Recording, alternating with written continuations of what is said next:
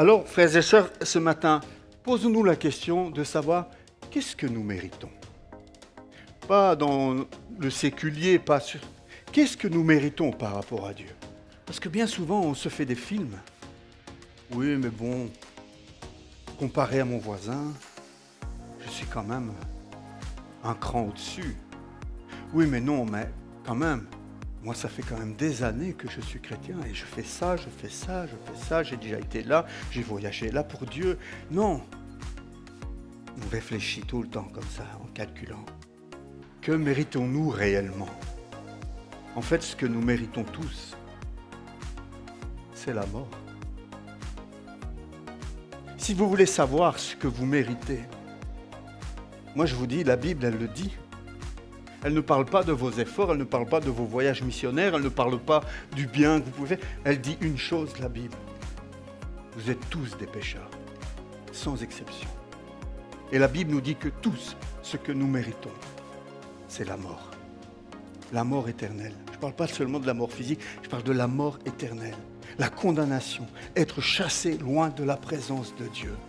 Pour l'éternité, dans un lieu de tourment dont Jésus a énormément parlé.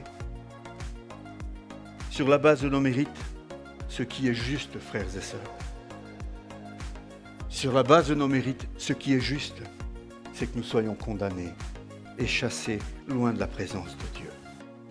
Si vous voulez vivre votre vie chrétienne sur base de vos mérites, vous avez beau faire toutes les belles actions du monde, vous êtes quand même perdant. Mais Dieu est un Dieu de grâce. C'est maintenant qu'on respire. Il a veillé à ce que justice soit faite. Parce qu'il ne peut pas seulement être amour sans être justice. J'en ai parlé à la Sainte-Seine il y a 2-3 dimanches. Il est à la fois justice et à la fois amour. Et donc il a veillé à ce que justice soit faite. C'est la raison pour laquelle son Fils Jésus a payé le salaire de notre péché sur la croix.